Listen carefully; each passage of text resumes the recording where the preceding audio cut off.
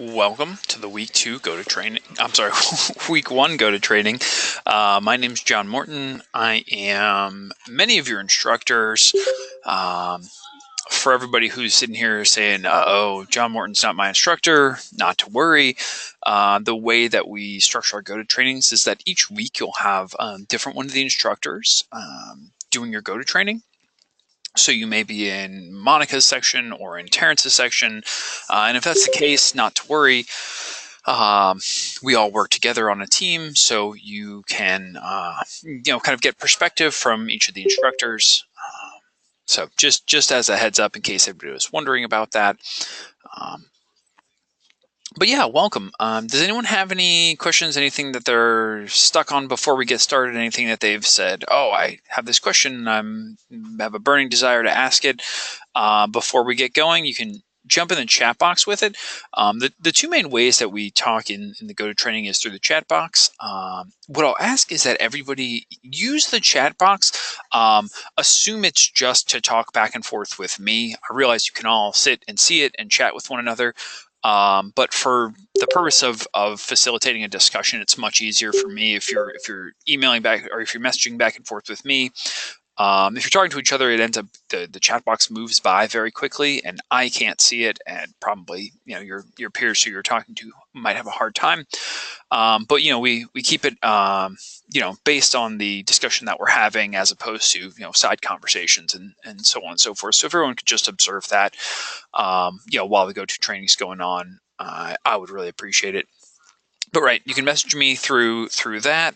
Additionally, you can there's a little button where you can raise your hand if you want to talk, and you can just raise your hand, and I can click and I can unmute you, and you can just ask me a question. But yeah, those are the two main ways that we talk. We go back and forth during our go to trainings. So if nobody has any opening questions, we'll get right into it. I'm sure people are thinking psychology of play. I wonder what that means. And hopefully we've done some of the readings. If we have, great. If we've looked over it, a lot of times, people say psychology of play. Is it the psychology? Is it theater? Is it about going to a play? Is it about playing video games? Is it about this or that? And it is not about theater. That's the first one. It is.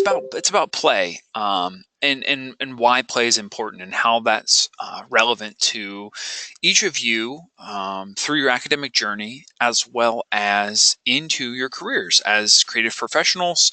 Play is one of the things that will bring us back to creative space when that's hard to reach otherwise. That's really the short answer to why play is so important.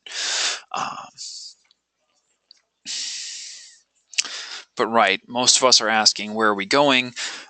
Today we're going to talk about the course, kind of go through just the mechanics of it, the basics. Here's how everything works. Here's what you'll be expected to do. And then we'll talk a little bit more about play personalities in the second half of the go-to training. But right, each week we're going to have a go-to training like this. You do not have to be here live for it. If your schedule does not allow for it, that's okay. We totally understand. At the end of the go-to training, I will make an archived version of it. So I'll post it up to a YouTube channel. We'll put that link in the archive, and you'll be able to go back at your leisure. You can rewatch this if you want. And like I said, if you aren't able to be here live for it, not to worry. You can always just watch the archived version. So just be aware of that.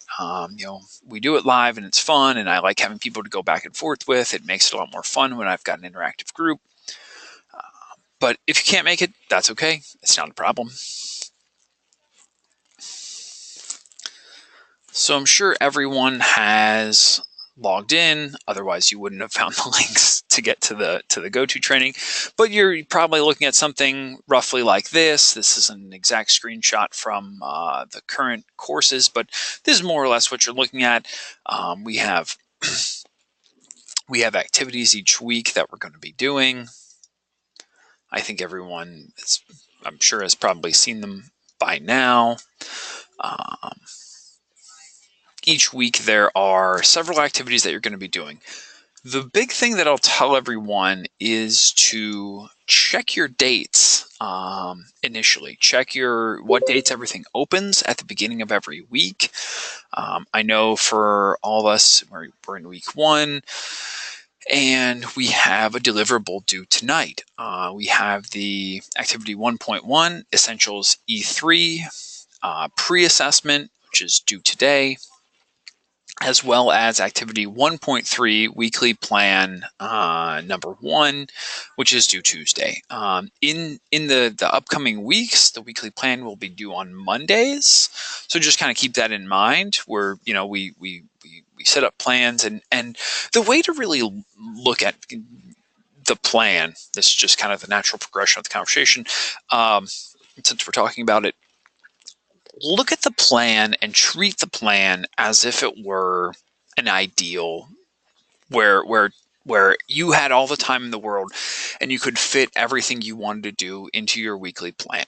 The plan goes over lots of different categories. It goes over work, play, fit, and push, which are the categories, as well as a reflection question.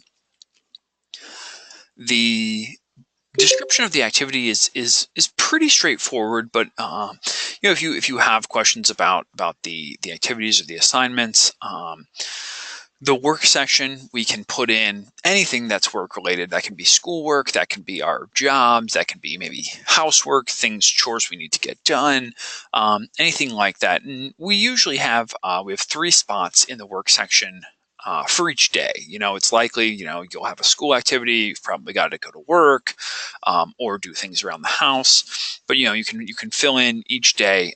I would encourage everyone to fill in the calendar, make sure to completely fill it out. I wouldn't leave blank spaces.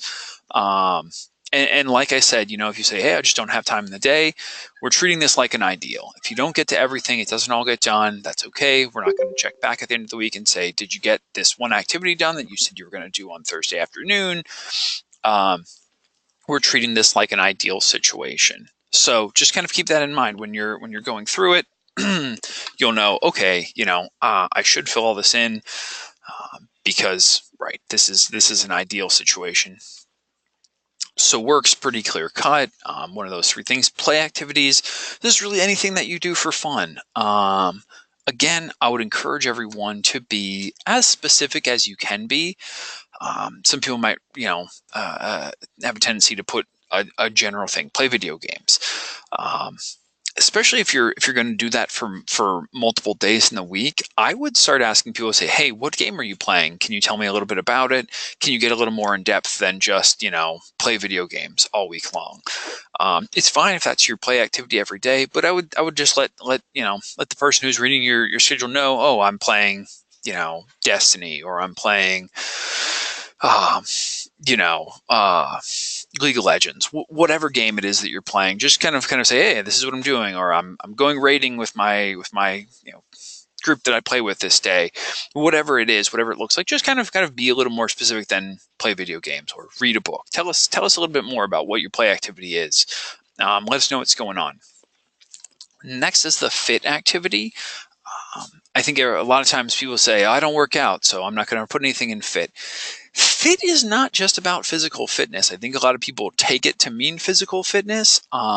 It's not restricted to that. By all means, if you have a physical fitness regime that you keep and you regularly do the same things, by all means, tell us about it. Put it in there. We're looking for anything that's related to your health and well-being. So that can be your physical fitness, your mental fitness. If spiritual fitness is part of the practices that you take part in, you can put that in there. You can tell me about a healthy meal that you want to cook for yourself on a particular day. Really, kind of it's broad and expansive, and we don't want people to just focus on one thing, like just physical fitness. I mean, you can if that's a big part of your day-to-day, you can put that. But I don't want people to get hung up on one particular thing, or especially if it's something that they don't take part in. There's not a reason to leave anything blank. If that helps. That's kind of one of the things I'll tell people, because inevitably I'll have someone who says, oh, I don't really do this thing, and there's always something we can put in there. So just kind of keep that in mind. The last category is the push section. Does anyone have any questions about this so far? No one has typed anything for the last 11 minutes. So okay, cool. I just want to make sure. I'm like, are people still, can everyone hear me? I'm like, sometimes I just wonder, I'm like, are this crickets? Am I by myself? Cool. I just want to make sure everybody's still with me. Excellent. The last category is push. This is the category that we use. We're really working to get outside of our comfort zones. We're maybe pushing ourselves to do something that's not necessarily part of another category. So, for me, I, my push areas are the things that what am I not, what is not already part of my plan? What am I doing?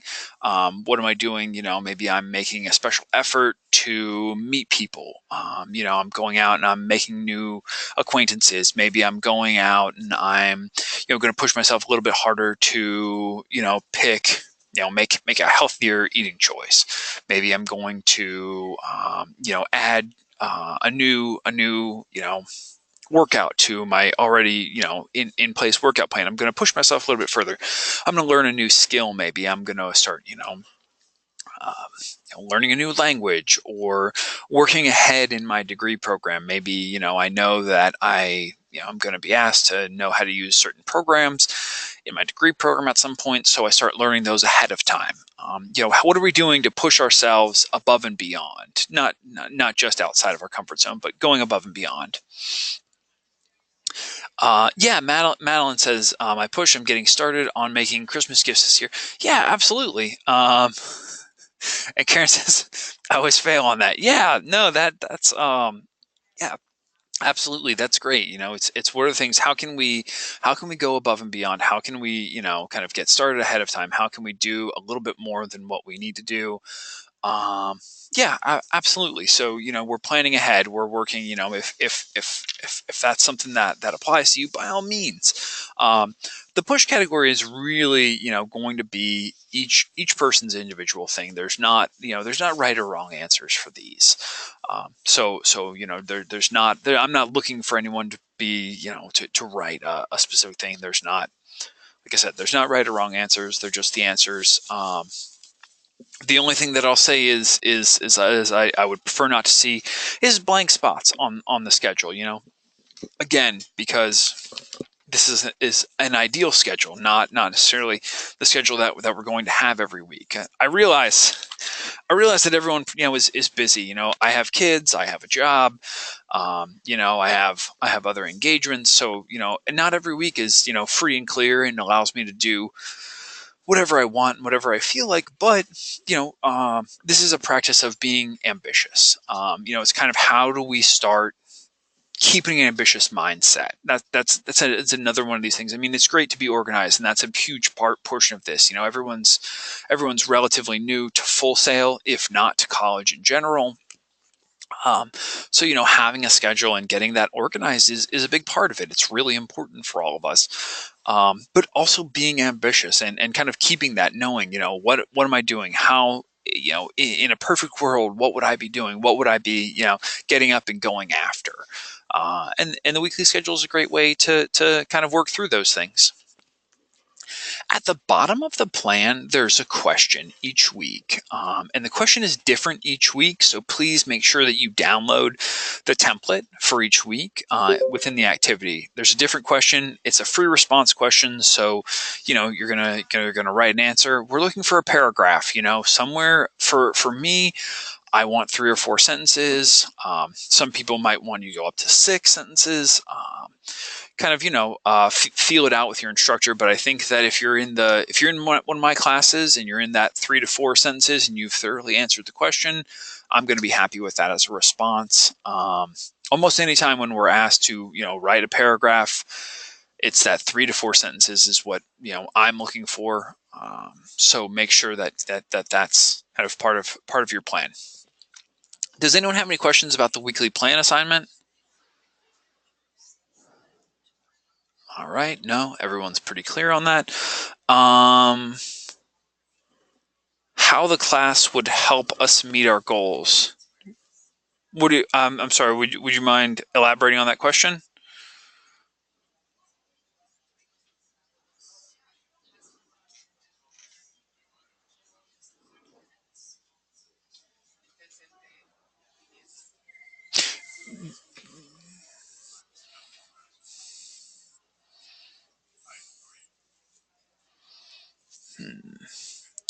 Um. Okay. So I know that we have to set up our game to meet these goals. Yeah. I mean, ideally, we want to set up. We want to set up. How would the class help? Oh, how do you show that you're completing your goals? Okay. I'm sorry. There we go. That makes sense. You'll be able to write about, where you are with your goals in your discussion board, which is the end of the week activity. So each week, the weekly plan is the beginning. It's how we start things, we've planned our week out. And at the end of the week, there's a discussion board where you're going to be asked to talk about some of, how did your week go? What were some of the successes? What were some of the challenges that you had? So you're going to talk about it in your discussion board, but I'm not going, like I said, I'm not going to ask everyone to show me proof that they completed their goals. But you are going to be asked to discuss it in the discussion board. Oh, if we're talking about the E3 assessment, there's a button at the bottom that just says I've completed this activity. Once you've done that, click on that button, and that's how I'll know that you've completed it. That one doesn't have an actual submission spot. Some of the activities do have submission spots, some of them don't. The weekly lecture doesn't have a submission spot. You just click on the bottom where it says I've completed this activity. Kieran, the readings help understand how this course will help us meet our goals. At least I understand the concept of play after reading. Okay, awesome. Yeah. Yeah. No, everybody, please feel free to ask your questions. There's never. I'm always happy to ask them, even if we have to, kind of go back and forth a few times. My job, for all of you is to be here to explain the class to the best of my abilities. And right to get everybody on board and make sure everyone is successful. That's really a huge part of what I want to do for each of you. I want to make sure that you understand the material and you know what we're looking for, and that you're able to be successful in our class. Peter, I'm glad the TED Talk was interesting. We watch a handful of TED Talks and I really like them. I think they're pretty useful. So I'm glad that you enjoyed them as well. All right, so that covers the weekly plan. So I hope everybody's good on that. If you have a question, jump in. If you get a question later, send it my way. I'm happy to hear from you. You can, jump in the chat box here. You can message me through the platform. You can message your instructors if you're not in one of my sections. But right, that is the weekly plan. Also, the E3 Essentials, which is due tonight, is just an assessment. You click on the link, you answer the questions, and go to the bottom and click that you've completed the activity. Each week, right, there's also a discussion board. I think the discussion board is, what is it? It is 10% of your grade. So each week, it's very heavy as far as the weighting goes. It's one of the activities that's weighted heavier than the others. So I'd encourage everyone to really not that you wouldn't try hard, but try hard. Work on that. It's pretty straightforward.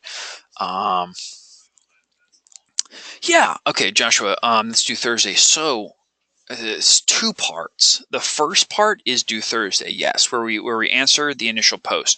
So there are 6 questions that we'll answer. The first one, and again, these questions vary week to week based on what's going on. The first one says, examine the category play in your weekly plan. How are you currently meeting your goals? So, just discuss that. And you're going to put a paragraph per question. So it'll be 6 paragraphs total, 1 for each question. You'll go through and you'll answer the questions, talk about what's going on. please, please, please read the readings before you get into this. The readings are, it asks you to discuss the readings. It says what concepts from the readings resonated with you the most from week 1. Explain. So that right there is a pretty clear indicator. It's saying, hey, show me that you did the readings. Let me know. Drop some knowledge. What was relevant to you in the readings this week? I'll tell you right now, if you write nothing resonated with me, it won't. That won't be a good answer. If you are in that situation where nothing really resonated with you, you could say, hey, that didn't really resonate with me. However, there were parts of this that I've heard about before. You'll still not it. The fact that it doesn't resonate with you does not excuse you from having to write a 1-paragraph answer in that spot. So I would recommend finding out, what's the most interesting to you, what kind of sticks out the best. Yeah, Craig, if the extra material, it says I found the extra material books to read, but are there other books as well that I should look for? No, all the readings are housed on the FSO platform, the Full Sail Online platform. So no, we don't have an extra book for the class. We have what we have listed. So that's our material. But right, so go through, answer all the questions. For the initial post, you don't have to put it in a Word document. You can just put it in the text box. It's just one more step if it's in a Word document. So I would say, write it in the in the response section. Just write. You go 1, 2, 3, answer all the questions 1 through 6. It just makes it a lot easier to read for all your peers. I find that when people post it in a separate thing, they tend not to get as much feedback because it's one extra step that another person has to do to go read their material. Similar for me when I go through and I read everyone's stuff, it's one more step. If for formatting purposes it's easier for you, feel free to, you can do it. It works. I'll still read it, and you won't lose points or anything. But if you want to just maybe copy and paste it from a Word document into the window, that's fine. Yep. Yeah, Madeline, I get Word documents help point out spelling, grammatical errors. So if you're worried about that, yeah, you can write in there and copy and paste. Exactly. So feel free to do that. Is the main reading just typed out in the reading section? Yes, that is the reading. If you go through the 2 reading sections, read the text that's there, watch the content that's there. That's the readings for the week. So it's not too heavy. Each week, I think it's a reasonable amount of reading.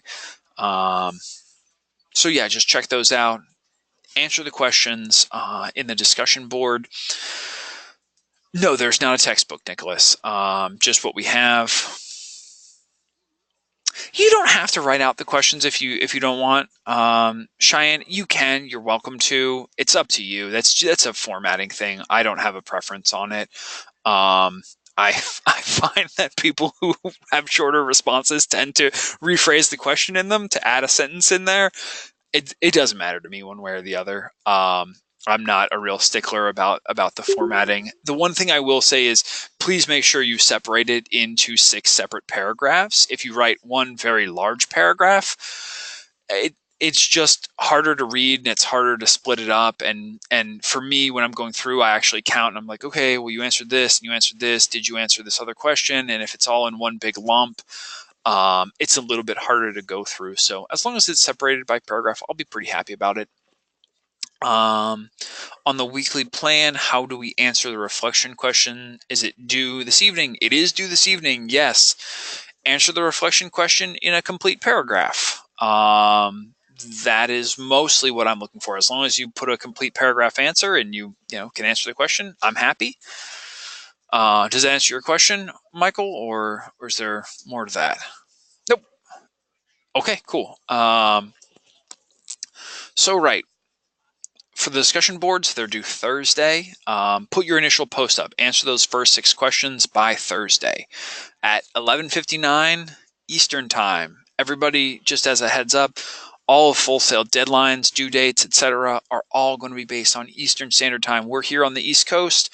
I realize that not everybody else is on the East Coast. Some people say, well, I live on this time, so I should get, and my response is always that everything opens up earlier for you, so you still get the same amount of time to work on stuff. And I just don't have a choice. It's they open and close when they do.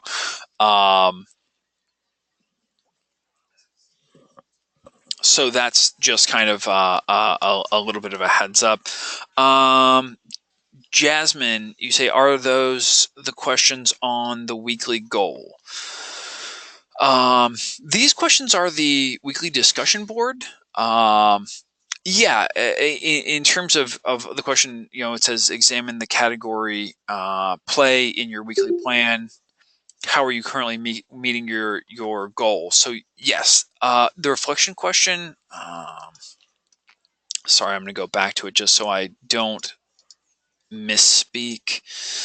Let me make sure. Alrighty, so let's see the week 1 question at the bottom. Sorry, I'm just opening it up. So right, it says, what goals are you struggling to achieve, or what is a specific behavior that you would like to change this month? So I think this is more just a general question about, are there things that are going on, maybe academically, maybe in your personal life? What are some things that you'd like to look at and address in, over the course of this month?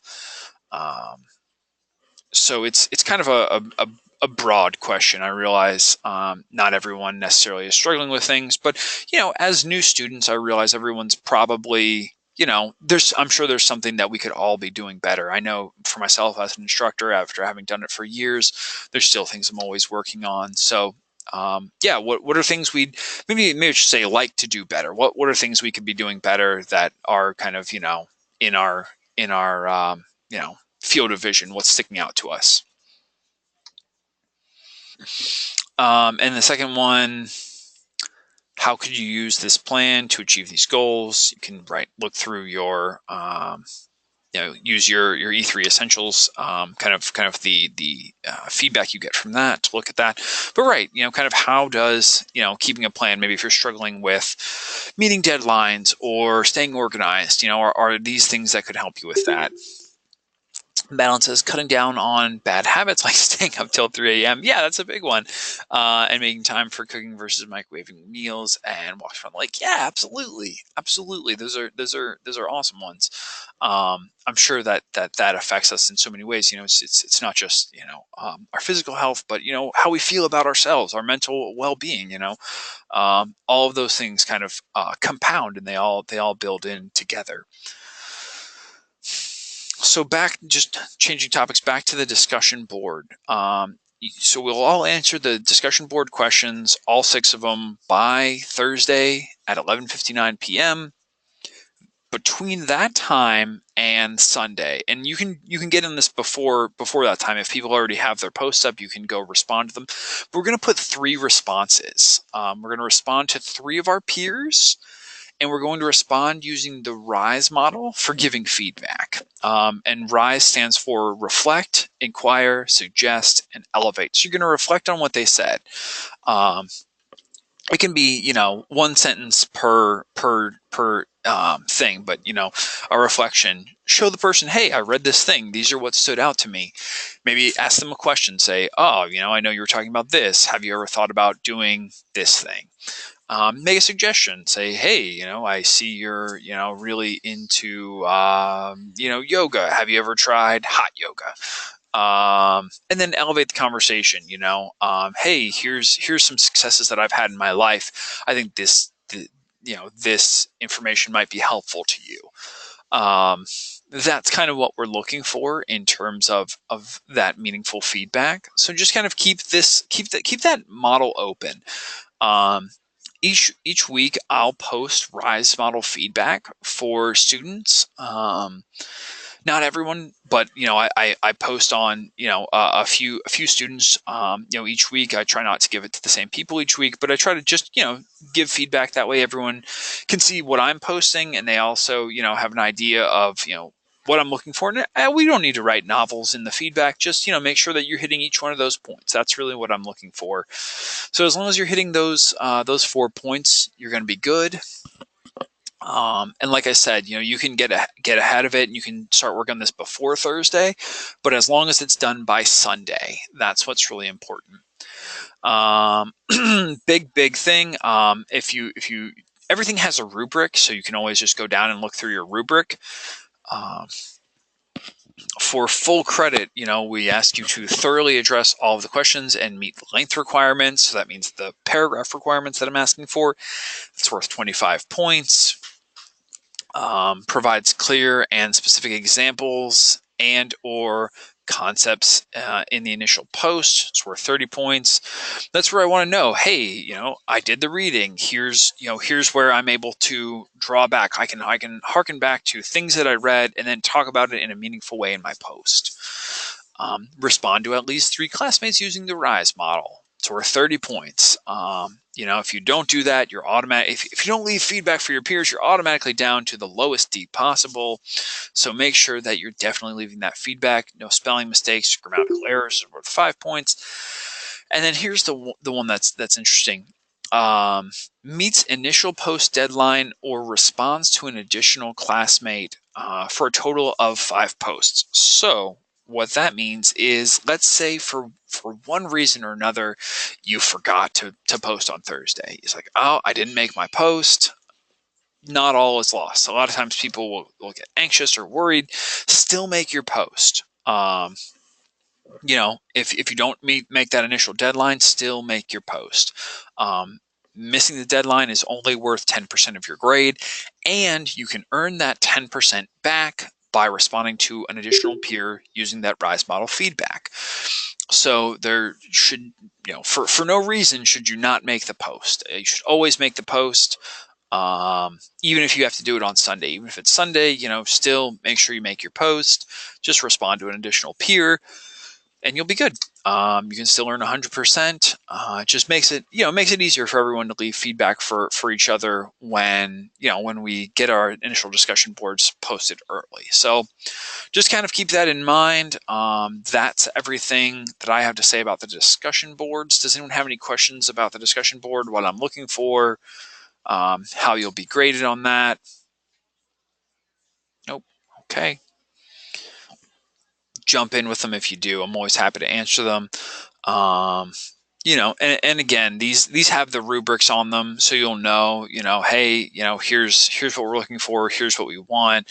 I can't speak for all of my counterparts, but what I can say, especially for students in my class, and what I'd encourage other people to do, if you're not sure what something should look like what a discussion board post should look like, cat on the keyboard, watch out.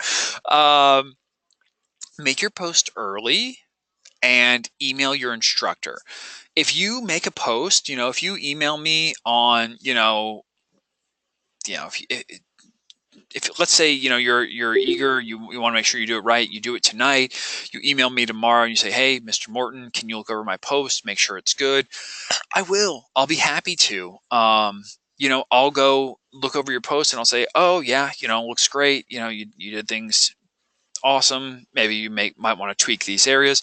I'll give you feedback and you can go adjust your post. I want people to be successful. I want everyone to know what I'm expecting from them and what constitutes, great work. So feel free to make your posts early, make submissions early, and message me, and I'll be happy to go and look over them and let you know what you can do better.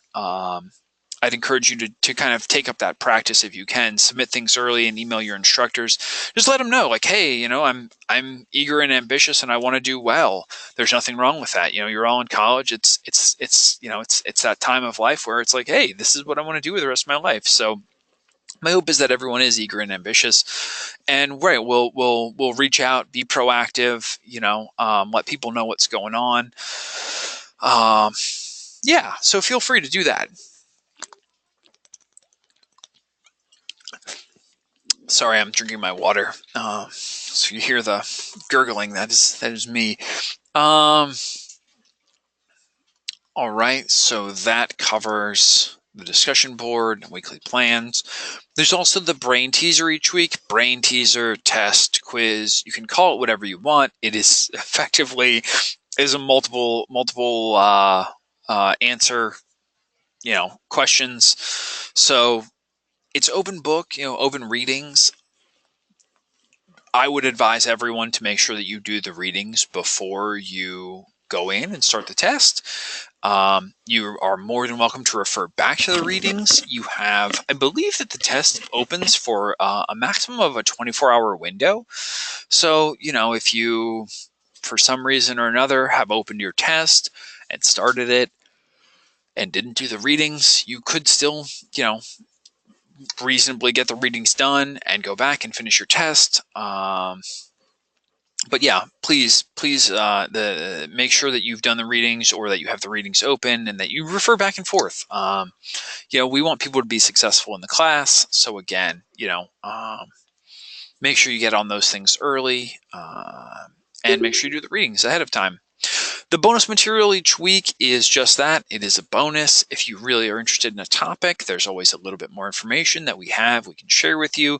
So feel free to jump in, read the bonus material, go through it. You don't have to. It's not mandatory, but if if you're really interested in something, feel free to go in, look through, explore it. You can see everything has, and it might be in different places. On your views, but underneath each activity it should have a percentage and it'll say weight. That shows you how much each activity is worth. In this window over here, it all has the weights listed next to the due dates. I think that it may have changed and it's currently structured a little bit differently where the weights are listed under the activities. But right, your due dates are listed for all your activities as well as the weights. So everything kind of shouldn't be a big surprise if things, what time they open, what time they close. And like I said, I would check those, Sunday night, Monday morning, as soon as they open, just to make sure that you're, on top of your due dates and you're getting everything done and turned in on time.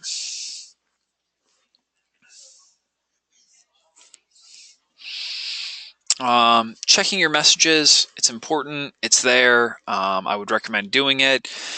I will occasionally send out announcements to my class, but usually, if other people might be messaging you, but it's a good practice to be in, to be logging in every day, getting in touch with with your peers, with your instructors. So definitely check your messages every day. Make sure you're staying on top of things.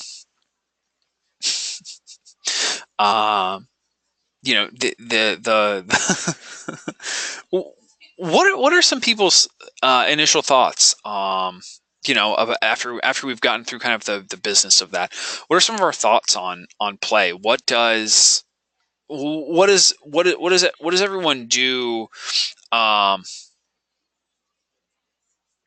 What does everyone do for fun that brought them here? And that's the assumption also that what we're doing is fun for us. But I think that for most people, it probably is. What you're studying is also kind of a really big, fun part of your life. What are people interested in? You can jump in the chat box if you want to raise your hand. I can unmute you, call on you to talk if you want. Listening to music is absolutely play. Yeah, if that's something that you love doing, yeah, absolutely. Is that what brought you drawing and gaming? Okay, is that I assume these are what people are here for: media, entertainment, video games, movies, drawing amuses and relaxes me, video game tournaments, writing stories, gaming and writing songs. Things are going too fast for me to read. Video games, Overwatch, play video games. So it looks like a lot of video games, some music, audio, create odd sounds. Interesting. Watching movies, writing, running D&D campaign, playing tabletop games, Madeline, what is your favorite tabletop game currently that you're playing? I'm a big fan of tabletop games, so you rang my bell.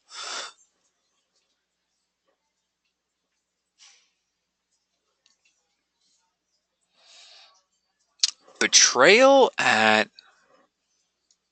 Baldur's Gate. All right, I'm gonna have to write that one down so I can remember it. All right, made a note of it. Thank you very much for that. I'm gonna have to check it out. I very much like table games when I get the chance to play them. It doesn't come up that often. I have two very small children who occupy most of my time, but that's very cool. Thank you for the suggestion. Yeah, Jacob, I'm gonna go. Yeah, I'm like I just went in and googled it. It was released this month. Awesome. It has D&D version of Trail at the House on the Hill. Okay. Watching hockey and video games, Joshua says. Okay. Awesome. So yeah, I think everyone has their own things that they love, the things that drive them, the things that they're passionate about, which is important. It's what's going to keep us coming back day after day. There's going to be times when what we do for fun doesn't seem like fun because we're doing it for work, because we're doing it because we have to, because we have deadlines. Um, Reading is a good one, yeah.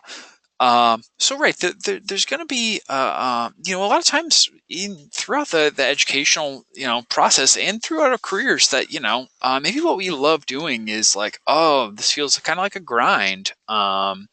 It's not always super fun. So, keeping in mind that we do, love these things at the end of the day, it's important. So I definitely encourage everyone to kind of tap into that from time to time and just remember like, oh, I do like this thing. This is fun. Going out and doing something just for fun that's not school related sometimes is kind of a nice relief.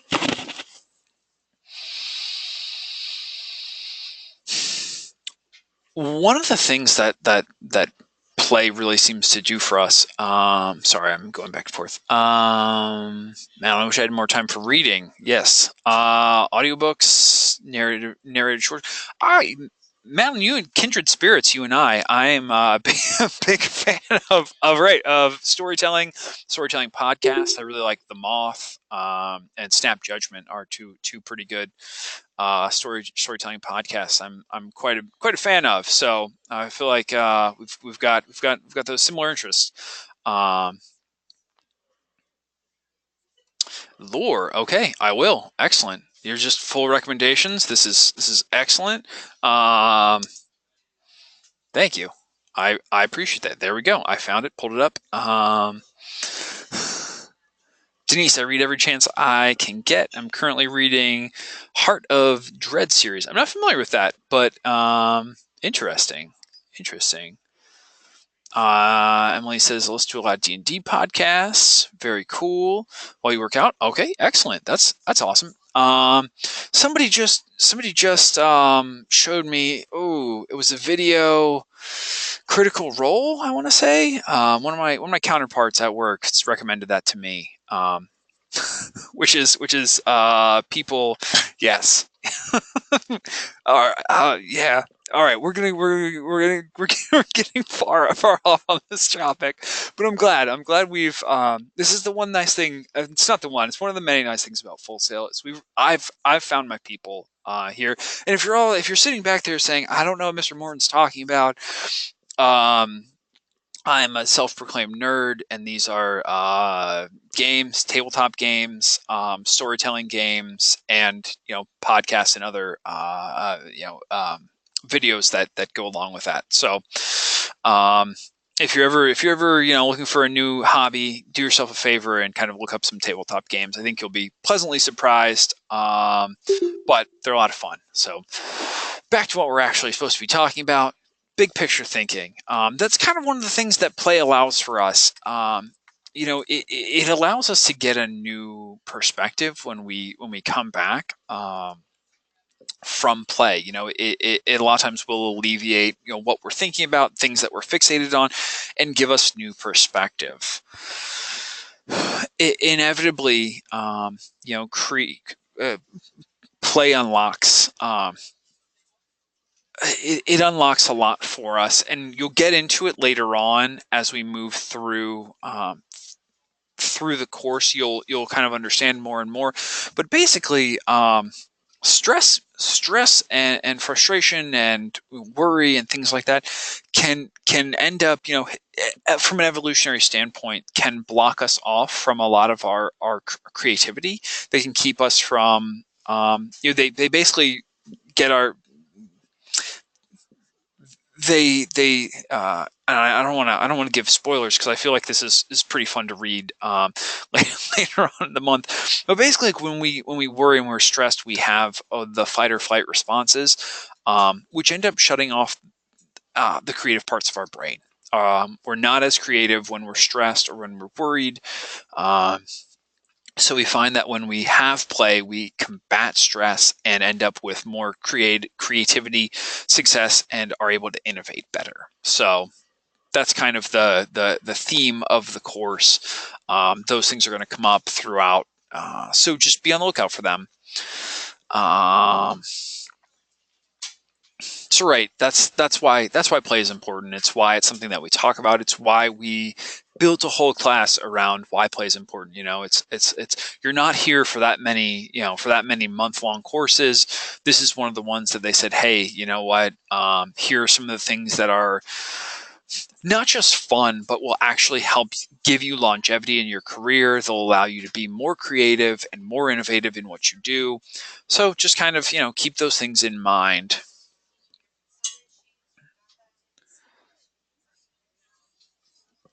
Denise, I'm sorry. So you're asking? So basically, it's things you like to do in life for as far as play goes. Is that what you mean? Yeah. No, yeah. It's what's fun for you. Why is play important for each person? And we go through different types of play, and kind of at different life stages, what play looks like. But yeah, it's not necessarily one thing that we say everyone should be playing a video game, or everyone should be playing tabletop games, or everyone should be in sports. Everyone's different. We'll go through that in the second half of our go to training. We talk about play personalities. Yeah, no. You're great. I'm glad you're asking questions. That's exactly what you're supposed to be doing. Having fun is fun, I guess. Yeah, Brandon. No, that's the idea. So much of it is of our life has, kind of, it's that story about, you grow up, act like an adult. I'm not going to go on in that, but that's kind of like what we get told. We get told, hey, do this. And what it comes down to is that play really shapes us a lot from childhood on. It shapes us in how we interact with our peers. It shapes us in, what we've learned, you think about, playing with blocks. I have twin boys, and they're about a year and a half old. So everything they do every day, there's a physics lesson to be learned, because then they're throwing things off their trays, or they're climbing up on the couch and diving off of it. And they're learning, sometimes sometimes they learn with bumps and bruises. We try to avoid that as much as we can. But yeah, they're learning how to, how to interact in the world and how to be, and it's really interesting to sit and watch. Jacob, sometimes having fun is stressful too, or is it just me? I think that it depends. I mean, I hope that you're like what you're doing for fun wasn't stressing you out. They are not identical twins, to answer that question. They are fraternal, but they look similar, and I confuse them sometimes. I was surprised to know that the class is about play. In to do nothing fun to you. Back home thing, play is time, a waste of time and energy. People think that here a lot. We basically have some pretty interesting and compelling evidence to suggest that it's actually pretty important. I've gotten to the point where you didn't have time for anything you enjoyed, and the stress became way too much to handle. But having a 6-year-old who helped me make time for fun things, because I always make time for her. That's awesome. Yeah, kids will really do that. They'll bring you back to play and having fun because it's how they experience the world. Anything Miyazaki is what got you into the game. All right, cool. Um, right. What we find, if you watch a child play, the statement on screen, play how it shapes the brain, opens the imagination, invigorates the soul. It really becomes apparent, when kids can go out and have fun and enjoy themselves. Um, it really it shows just what's going on with them and how it can really unlock a lot of what's going on with kids. If you spelled something wrong, don't worry about it. Everything goes by so fast. It's okay. Yeah, Brandon says a 2-year-old girl has helped you find your inner child again. Yeah, having kids, being around kids will really do that for you. It's true. If you don't have kids, it's okay. No rush to have them, but if you do one day, it'll become apparent to you. Real quick, some of the kind of the defining things about play. I'll go through them. They're all listed here, but we can go through them one at a time because it's a little bit easier. Play is apparently purposeless, which sounds like a dirty word to some people. That say that doesn't have a purpose. Why are we doing it? And it doesn't have. It totally has purpose in that it frees us up. But no, we're not achieving a goal. We're not assembling widgets. We're not we're not right. It looks to an outsider like you're just wasting time. It doesn't have it is effectively, aside from the mental health benefits and what that really carries with it, it is purposeless. We're just out having fun for fun's sake. It's voluntary. We're not being asked. Karen, here I was a bit confused. It contradicts what was said on the TED Talk. You mean the characteristics of play are contradictory? And I guess was specifically with apparently purposeless. Um, I think you can have play that's maybe what you enjoy doing has a purpose. I think that for a lot of what we observe, a lot of observable play, I think about children, something like that, kind of in the most pure form, it tends to appear purposeless. And maybe this is just like from an outside perspective, this is how it looks.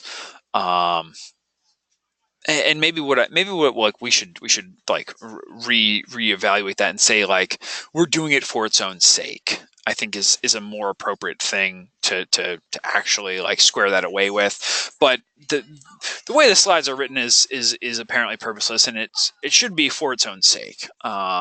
If I had to like go back and rewrite these, I would probably rewrite them that way. So thank you for bringing it up, though. I appreciate it. Voluntary, we're not being mandated. It's just something we're out doing. We're out having fun. No one is forcing us into it. There's an inherent attraction. We see it, we want to do it, we know it's fun, we think it's fun, and we're drawn to it. We want to go play. It's just one of those things that right, we see it and we can tell people we're having fun, so we go out and we do the same thing.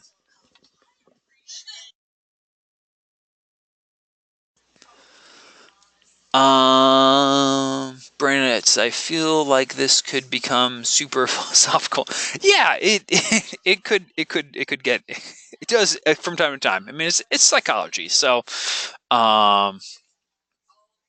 yeah, no, feel free. I'm happy to have discussion. The discussion is really what drives this. Otherwise, it's just me yammering on and going through slides. So I'm always happy to hear what everyone has to say. During play, we have freedom from time, which is, give me just a second.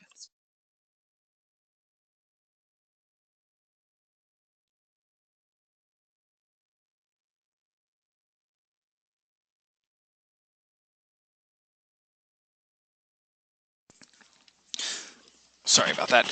Sorry, we have what's called freedom from time, which is when effectively, we kind of can lose track of time, of what's going on around us, of what's happening. I know inevitably there's someone, myself included, who has, I remember times I sat down in the evening to play video games, and before I knew it, the sun was coming up, and I said, "Oh no, where did the time go?" I, I, I've never had a class that didn't have at least one person who could relate to that. Sometimes we did it on purpose. Sometimes it was totally by accident. But right, we lose track of time. We lose track of what's going on. It happens all the time. So that's definitely something I've definitely seen people do. Diminished consciousness of self. This is an interesting one. It kind of takes a couple different forms. The first one is kind of, if everyone's heard the term, dance like no one's watching. When we're having fun, we're out, we're doing something, we're enjoying it. We don't really think about how we look. We're not worried about what the world thinks about us or what's going on. The second part of it is, maybe we're out playing and we get so wrapped up in what we're doing that we don't think about being hungry or being tired, or maybe we're playing a sport and we scrape ourselves, and that kind of seems to float to the back of our head. We don't think about any of the things that we kind of are transcended through. We're not encumbered by our physical being at a certain point. And maybe not everyone has this experience, but it can be there.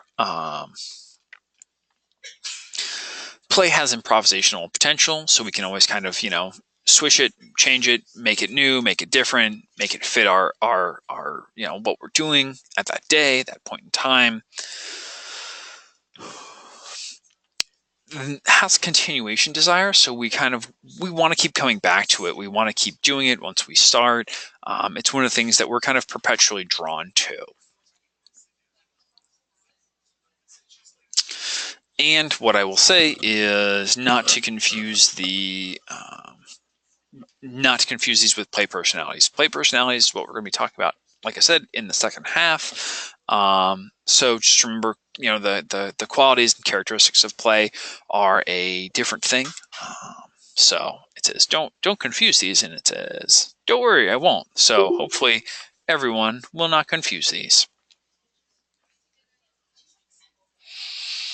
So play is really, for a lot of people, it's about the journey, not the outcome. It's about going out and doing and being,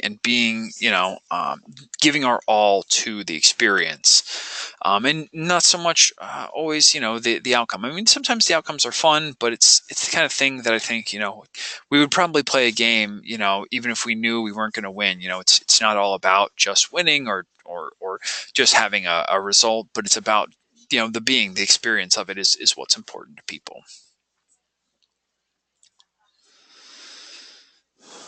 So that is the end of the first half of our go-to training. I'm going to take a short break. I'm going to give it about 10 minutes. So if you need to grab a drink, use the restroom, get a bite to eat, jump on that, do it. I'll come back in 10 minutes and we will continue on. Any questions before we go to break? Yes, more time for more coffee. Exactly. All right. If you have any questions, you can put them out there. But otherwise, we'll be back at 3:10. No, do not close the session. I'm sorry. We'll be back. No, leave it open. We'll be back in 10 minutes.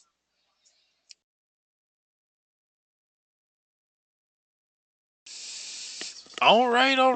Hello and welcome back. Can everyone hear me and see my screen? I should say welcome to Psychology of Play, John Morton.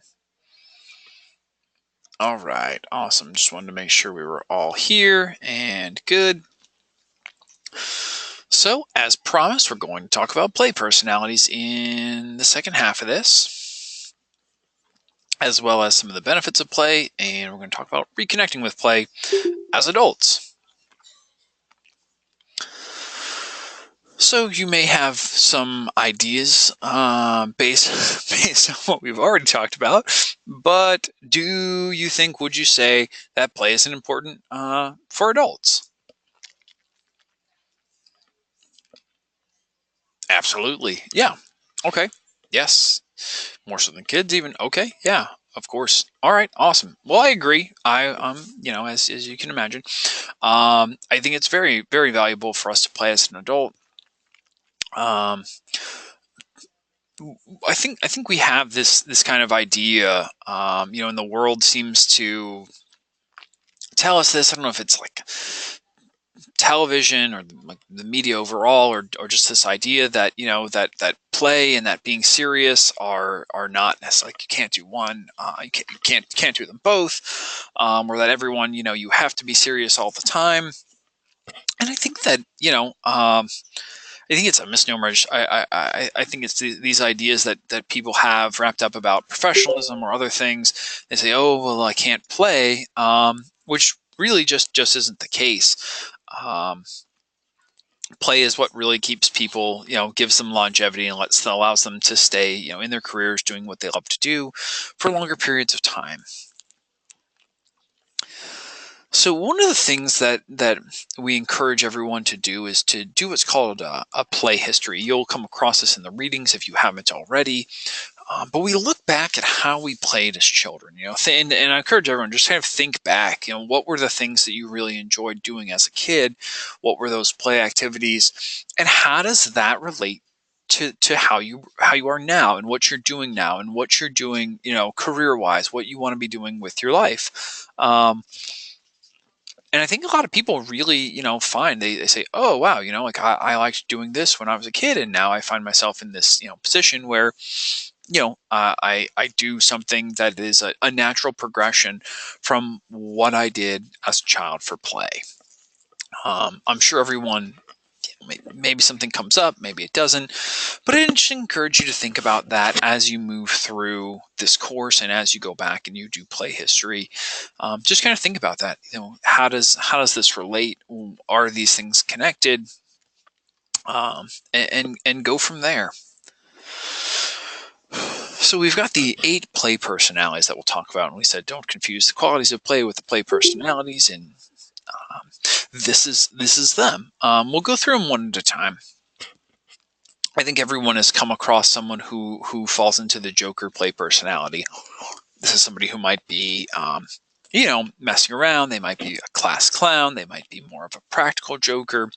They're into something. I'm sure people can identify this. If you can, awesome. And inevitably, we have people who do. I, believe it or not, do fall into this. I like long running. I like the long game in the joke world. I have a friend at work who will go back and forth with me sometimes. We'll have some long running jokes.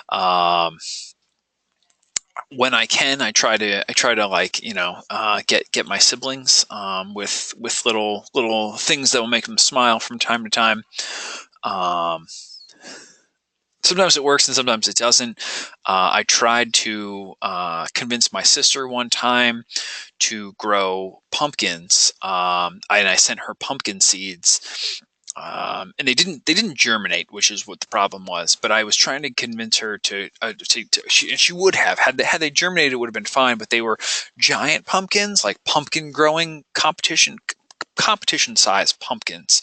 And I really thought it'd be hilarious to be like, hey, grow these pumpkins in your yard. And then she ends up with, like 300-pound pumpkins. I thought that was a hilarious joke. It did not work because they didn't grow, but I stand by it. I think it was pretty. I think it would have been like an excellent joke to play on your sibling. Um, she probably would have liked them at the end of the day, but it's kind of a long game. You gotta like get the seeds and send them and make sure they get planted. So, point of the story, didn't work out. I was sad. Yeah, thank you, Jay. I thought it was a great joke. We'll probably try it again. That's probably the way to do it. We'll see if I can if I get her next summer and I can send her some seeds, and we'll see where we end up. But right, everyone probably knows Joker. Some people's jokes are more funny than mine. Plant jokes are really like that's a good joke. So we have the explorer. This is somebody who maybe is not necessarily just an explorer in real life. You know, everyone thinks, oh, Indiana Jones. Now it says, or just have her plant them. Then the next year, place giant pumpkins in her yard. That is a solid. Not a bad idea. That might actually. I have to get her. She lives far away, so I might have to get her neighbors involved in that. But that's not a terrible idea. We have the explorer play personality, and this is anyone who's kind of just like looking for adventure in what they do, looking for new experiences. You know, some people are exploring, you know, new worlds that can be like in a book or in a video game. This has more to do with why you're doing what you're doing and not what you're doing. You don't have to travel to a new continent and, you know, explore a mountain range that's, you know, been unexplored, but you can just, you know, it's what drives you. It's that discovery is what the passion is that's driving you to play and to do that. And I think that when people see it that way, they say, oh, you know, I'm not really a traveler, but I do. I like to explore new worlds. I like to explore, um, uh, I like to explore a world in my mind in a book, or, you know, maybe walk around a video game and figure out all the nooks and crannies and hidden places that they can hide. And that's what draws them to it. And I'm sure someone will ask at some point, you can embody multiple play personalities. We're not limited to just one.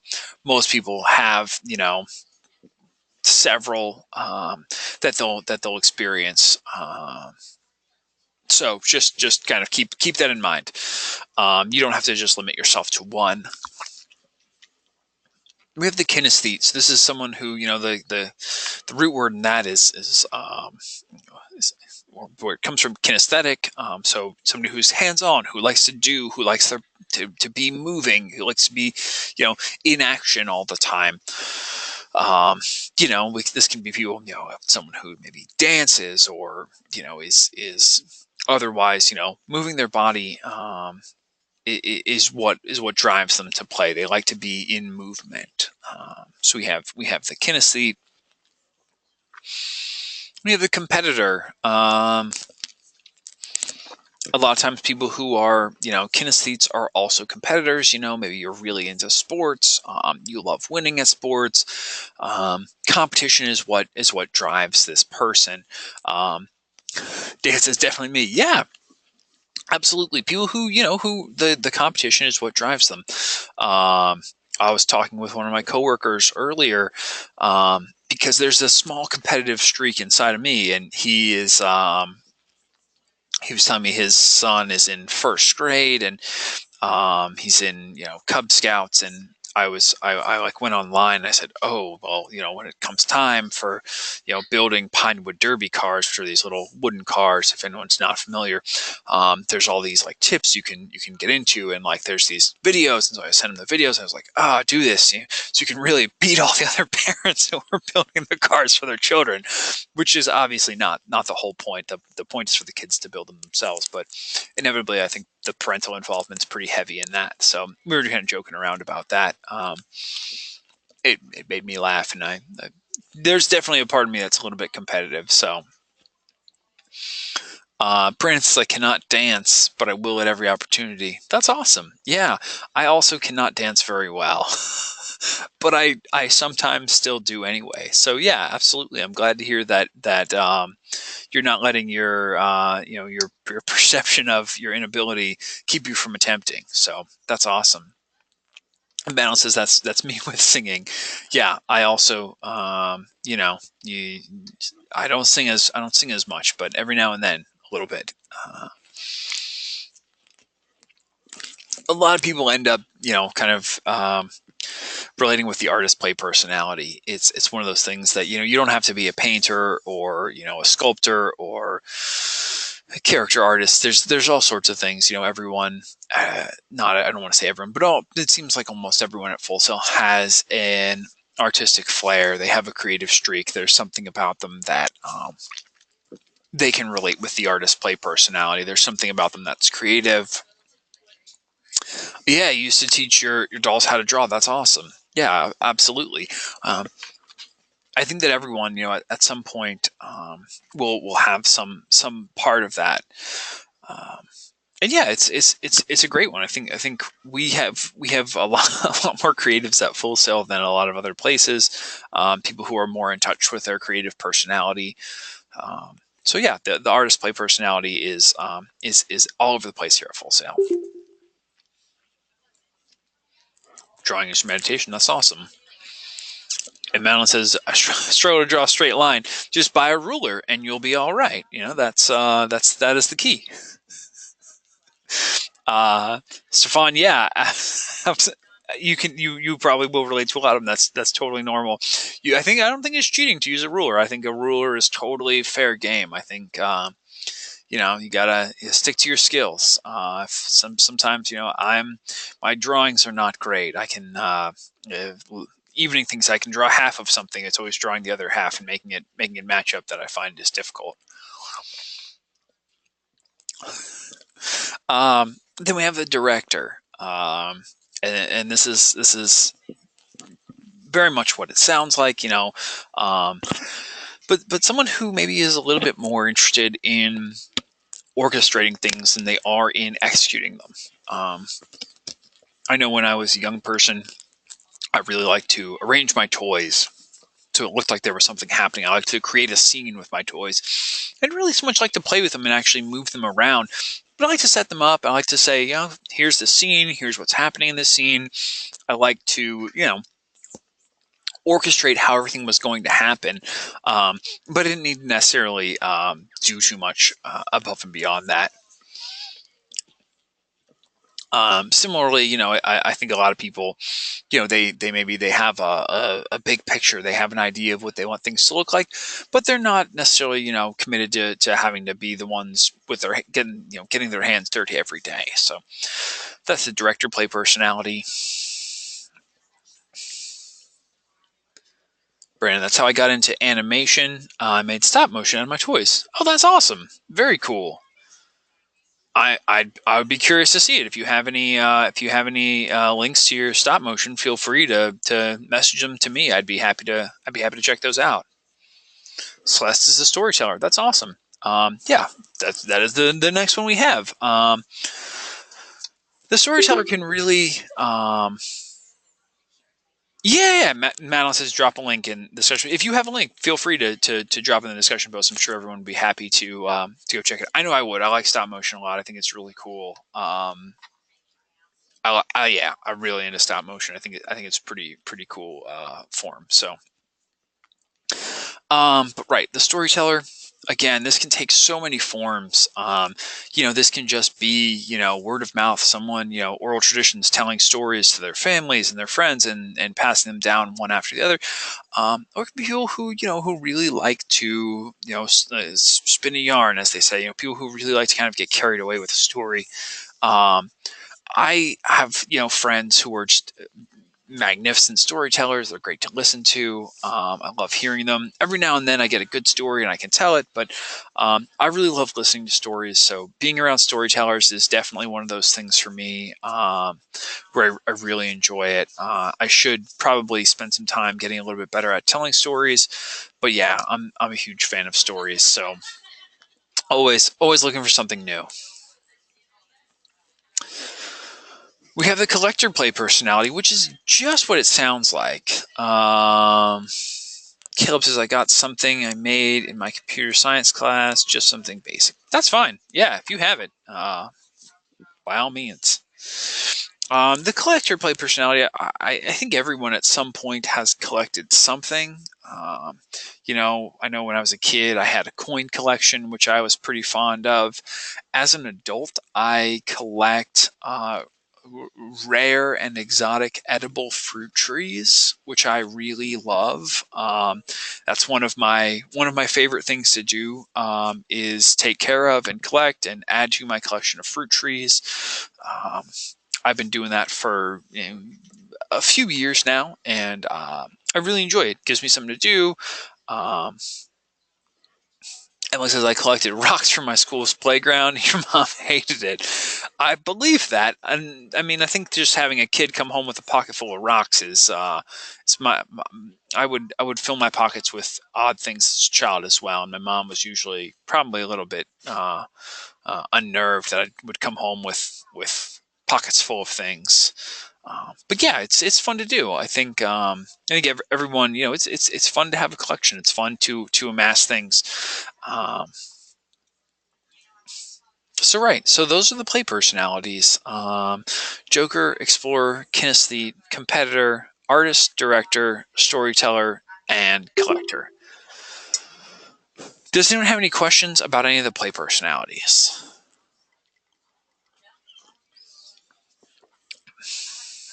Has everyone been able to figure out, been able to identify with at least one play personality? Is there one that you're like, oh yeah, this is definitely like my primary, and maybe I've got a couple of, secondary and tertiary ones? Awesome. Awesome. Wonderful. All right. Well, that's good. I'm glad that everyone's able to relate to that. I think it's interesting. We all know we like to play, and we all, have an idea about, what we do and what we're into. But right, being able to put a name to it and say, oh, I really do. I fall more into these things. It's really nice. It's nice to be like, oh, I get these. I know, I know what's important to me. I know what I really like. Um, so yeah, that's awesome. I'm glad everyone has those. Alrighty. So some of the benefits of play.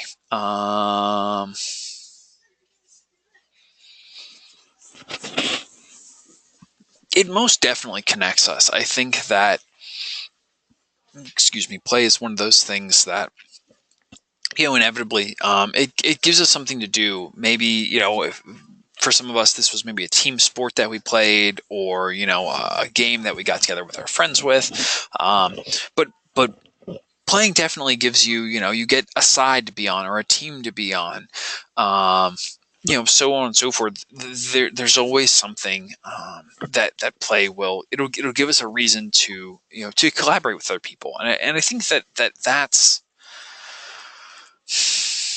it's important, you know, for the sake of playing, but it's also important because, we need to be connected with other people for a good amount of our lives. There's a lot of what's going on in our day to day, in our lives, that's happening, where we need to be able to have that connection with somebody.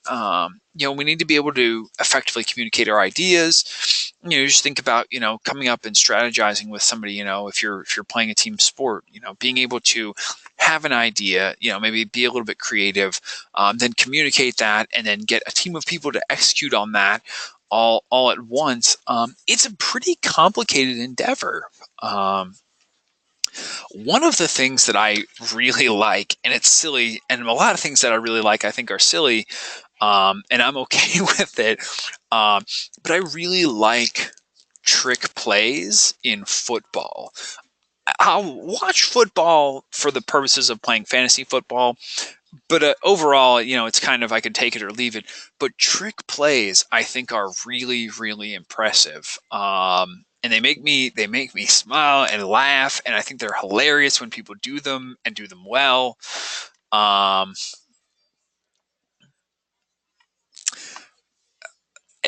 and right, I think about, like, the amount of connection that people have to play the regular game is pretty complicated, but then to, like, execute, like, deception within a sport, and kind of, like, take things, like, working in non-conventional ways within the rules, to still, kind of meet the same goals. I don't know, I just think it's really impressive. And most people are like, yeah, it's kind of stupid, trick plays are very seldom successful, but when they are successful, it's really fun for me. So that's my bit on being connected. And you'll periodically learn things from me, which are probably more information than you ever wanted or needed. But I love trick plays in football.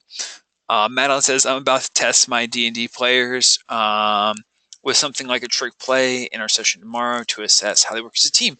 Yeah, that's awesome.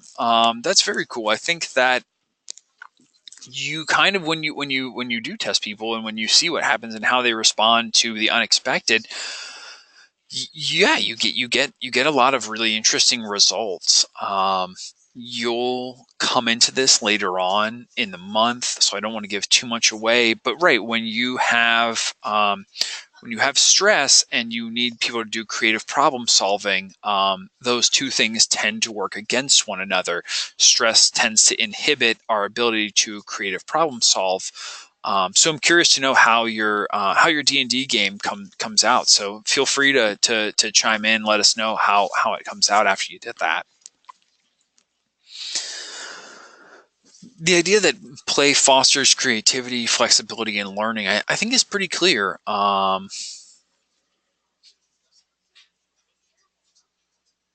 says I run D&D one-shot games for local companies and team building. That's awesome. That's really cool. I never even thought about doing that as like a team building exercise for a company, but that's really cool. Trying, is it okay to step out of the session and watch the rest of? Yeah, you can watch the archive version later on, by all means. If you have to go, I'm not offended. I realize everyone's schedule is a little bit different. So no need to apologize. You're good. But right, play fosters creativity, flexibility, and learning. And I think everyone's had this experience. Whether or not we realize and acknowledge that it's learning, we are. Thinking about, I think about it with my kids all the time, is what they're doing. It's the daily physics lessons they get, where they throw things and they learn, or human psychology, they'll whack their mom in the face with something, or they'll bite her. And how many times can I bite my mom before before she stops picking me up? I can take about 3 bites before I'll put my child down. But they'll just keep biting, and they're teething, so I get it. I don't take it personally. Plus, they're toddlers, so it's fine. Their teeth aren't that sharp. They're not that good at biting, but they do, and they will. They'll definitely bite you. But right, they're learning as they go. Right. Similarly, creativity. Think about all the things you did as a kid. It's that whole thing where you get the fancy toy for a kid, and the kid ends up playing with the box, because the box can be anything. The toy is just what it is. It's the toy, but the box, the creativity, the imagination, that's what really is important. That's the things that it doesn't take a lot of money. It doesn't take big elaborate things. It's about fostering creativity with play. Jasmine, and yet it's creative. My attention followed the promise of the show. I like how it's simple but complex, because you don't need to know what would happen next. Interesting. Emily, I would definitely disagree with that. Kids bite hard. I guess it depends on where. I would say it depends on where you're being bit. I tend to hold my kid, and I get bit in the shoulder a lot. So I feel like my shoulder is. I'm usually like wearing a shirt, sometimes a shirt over that. So. You're fine. Don't worry. But right. So kids are learning all the time. Ooh, bit in the knee. That's never good. Yes, my wife has nursed our children, and she would definitely have a different set of statements to make about being bit by children. Absolutely. Um, moving on. Um, Play definitely reduces stress. I think that almost everyone can probably agree with this, unless you're really getting worked up about what we're doing. I think there's definitely some video games that maybe stressed me out more, or things I would get angrier with. But overall, if I'm picking a fun thing that I like that is not a stress inducer, it's safe to say that play tends to reduce stress generally. I would definitely agree with that. Play teaches perseverance. So I think everyone's probably had that moment where they're, playing a game, they're getting beat. or they're doing something and they're like, oh, I can't get it. I'm not doing it right. Maybe you're learning to, do a new trick, or you're learning a new skill, or you're playing a game and there's a level you can't beat. Whatever it is, we learn to persevere. We learn to continue to work hard. We learn to creative problem solve by coming up against adversity.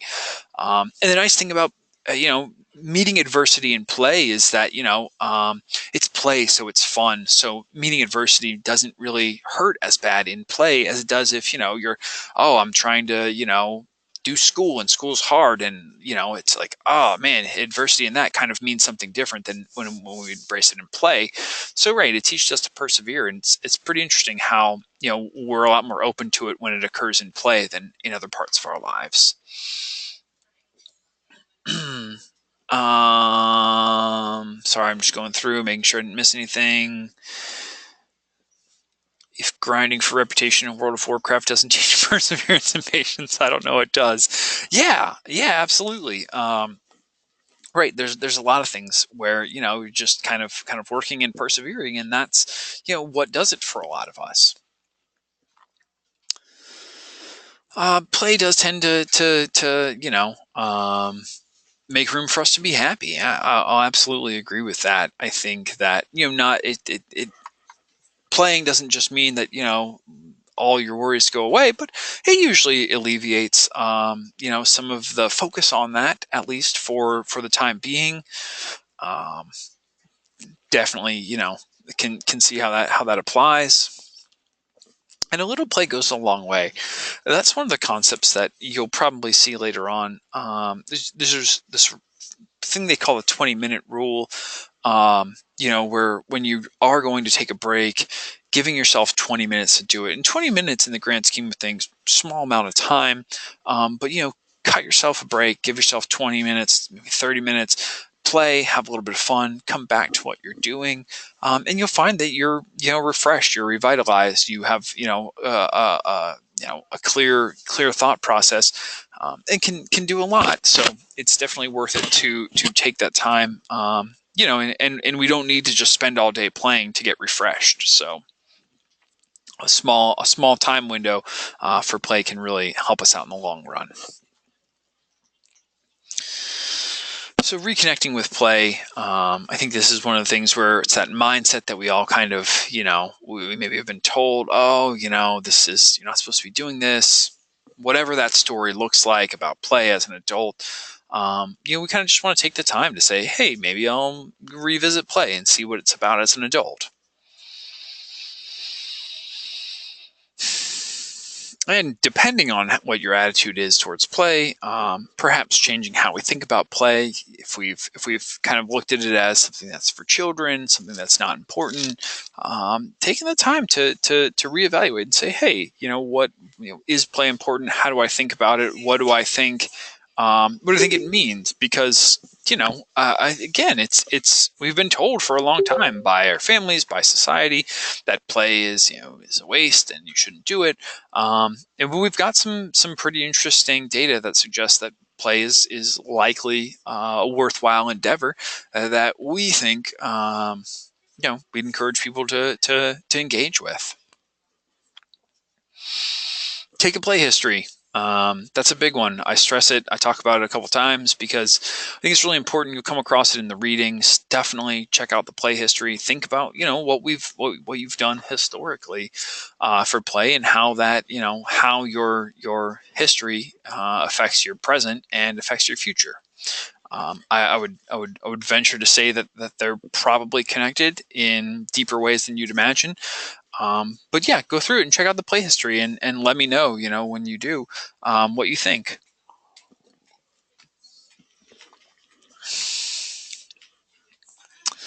Putting yourself in a playful situation around playful people goes a long way. It's hard to be around people having a good time and be grumpy. And if people are laughing and having a good time, like, sometimes people say, "Oh, you're all laughing, and I'm trying to get work done." I wouldn't say, don't support yourself in that situation, but go around people who want to have fun and have fun with them. There's something nice about having a group of people, getting connected, enjoying time spent with them. so just make sure you're surrounding yourself, if you can, with playful people when you have the opportunity to. Pets and children are one of the things. I feel like my kids, you can give them, a paper towel roll, and they just think it's the greatest thing in the world, and they want to play with it, and they want to whack each other with it, and they're running around and screaming into it. They think it's great. Similarly, you get a pet, and I don't know, dogs love tennis balls way more than tennis players. They just get real excited over them. All sorts of things like that. When you're around play and you see play and you can see the joy that a child has, or that you see your pet gets all excited about going out somewhere. It's infectious, and it's hard not to go along with it. So those are some good starting places if you're looking for a way to start reincorporating play. Take your dog to the dog park if you have kids or nieces, nephews, or grandchildren, or younger siblings. Get out with them, spend some time with them. Go out and play, watch them play, see how they're enjoying it, engage with them.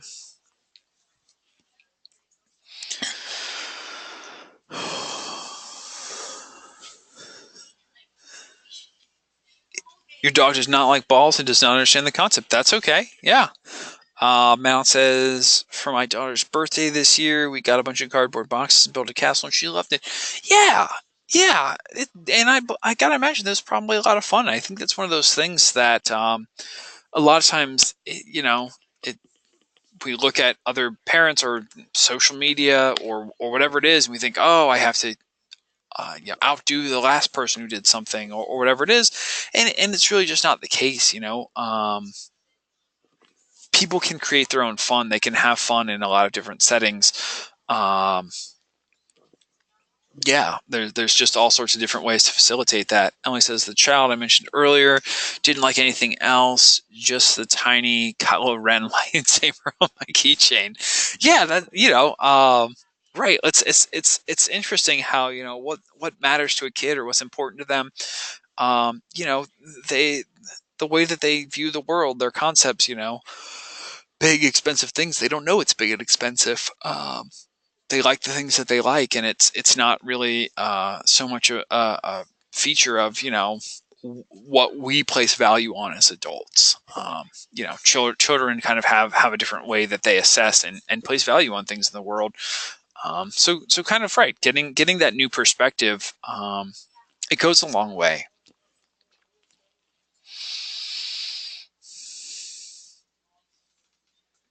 There's just a picture of a dog. That's not that's just a slide for fun.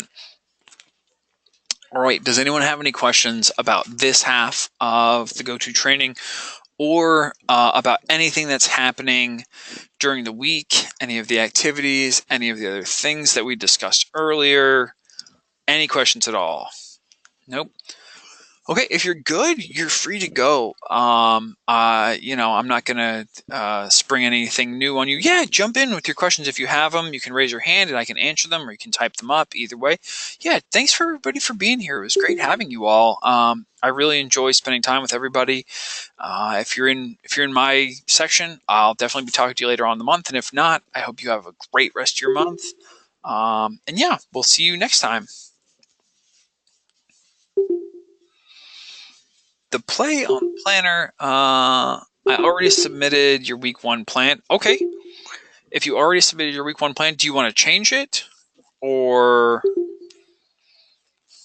yeah, thanks everybody. Have a great day. Yeah, you can go back in and add details to it and resubmit it. That's what I would do.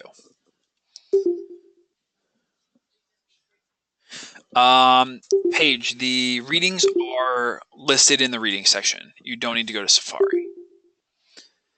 Yep.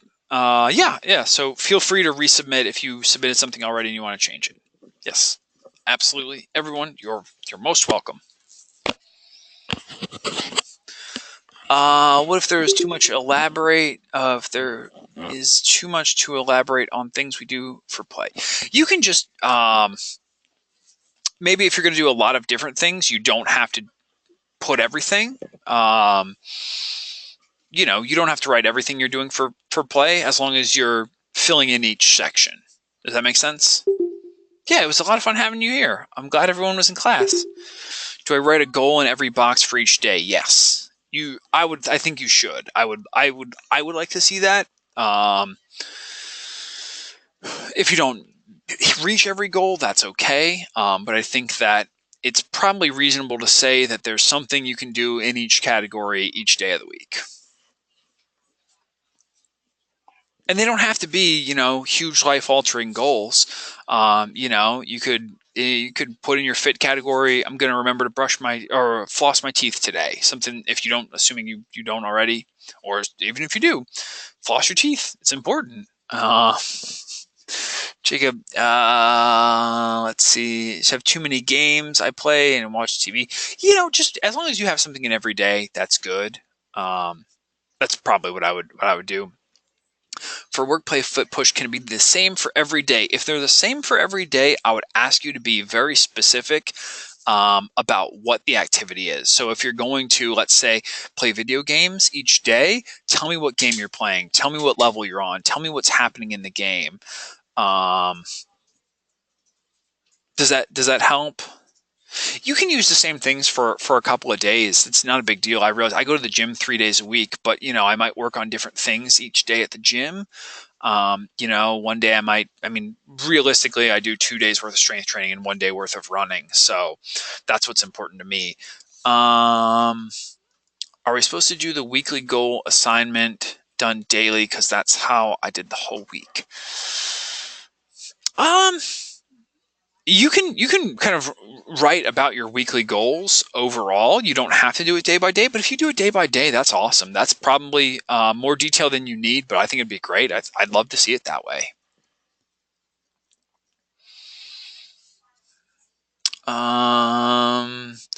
Do the goal have to be towards the things we chose or any goals? You can just write down any goals that you have. I don't need you to be, you know, it doesn't have to necessarily be the goals that in the discussion board. I think it's probably important to refer back to the goals you set from your weekly plan. But for the weekly plan, those type of goals can be whatever you want. But in reality, I'm not going to go open up your discussion board and then open up your weekly plan and say, oh, he didn't address these goals that he was talking about in here. Goals that are important to you. I'd rather you write about things that are important to you than, you know, specifically go back and mention a goal that you talked about earlier in the week. Because I think that writing about what's important to you at the time, what you write is going to be a lot more meaningful if it's what's important to you at the moment.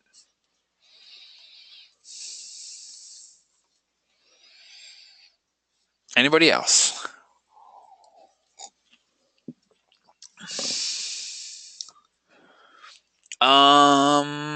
Let's see. A bunch of things came in at once. Give me just a second.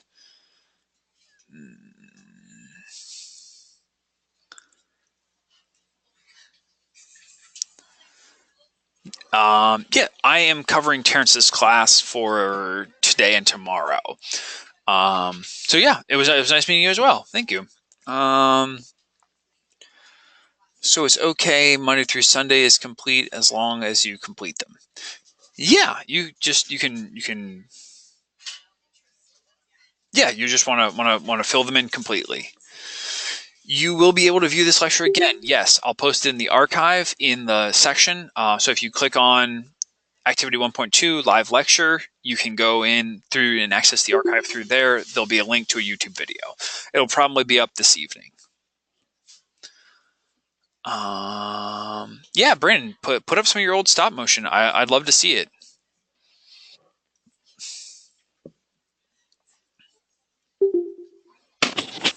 Yes, awesome.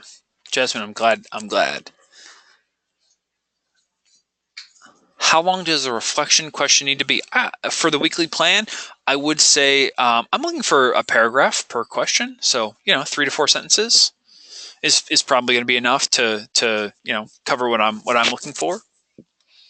You don't have to write a novel, but if you write one sentence, I'll probably say, hey, I would like to see a little bit more out of you in this section.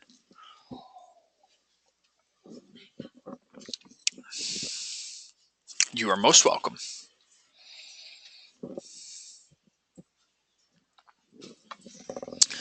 There is not another lecture tomorrow. The next lecture is next Tuesday. Every Tuesday from 2 to 4.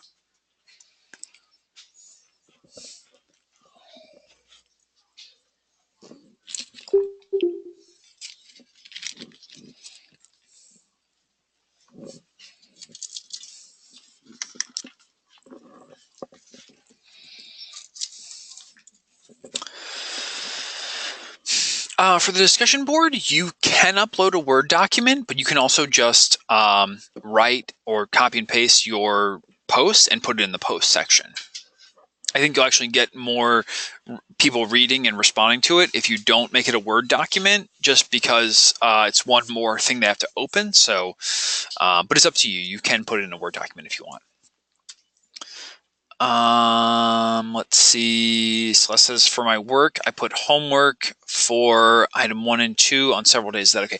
You know what I would do if you're going to put homework? I would actually write activity 1.3, 1.4, 1.5, so on in that way, and let me know what activity you're actually going to be working on, or what you'd like to be working on in an ideal situation. Because homework is, it's general, but that way I know, you can put homework and I'm like, oh, okay, you're going to be doing the readings this night, or you're going to be working on your brain teaser this night. So that's what I would encourage you to do, just because otherwise homework blanketed across the whole thing. It's kind of a vague, generic term. And I think that actually putting specifics in there helps people hit deadlines and make sure that things don't go unnoticed. You actually can look back and say, oh, I forgot, there's this thing that's due Tuesday night, my weekly plan's due today. I have to make sure I get this done. So that's what I would recommend. Jacob, have a good day.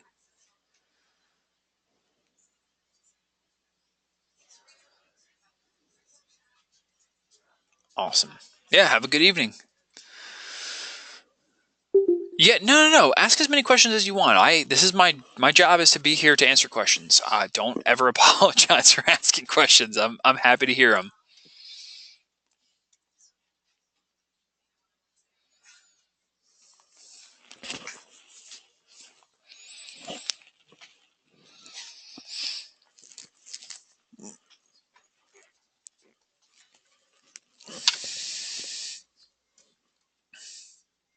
Yeah, you can put check school email. Yeah, that's great. You can put that on every day. That's awesome. That's a great thing you can put in every day, actually. Any other questions? Anyone at all? Jump in if you got them. You can raise your hand if you just want to ask them to me. Yeah, you're most welcome. If you have questions, get them out. If you don't, free to go. Yeah, thanks everybody for being here. I'm happy you were all here. It makes it a lot more fun for me to have a go-to training with an active audience than if I just sit and read a lecture by myself.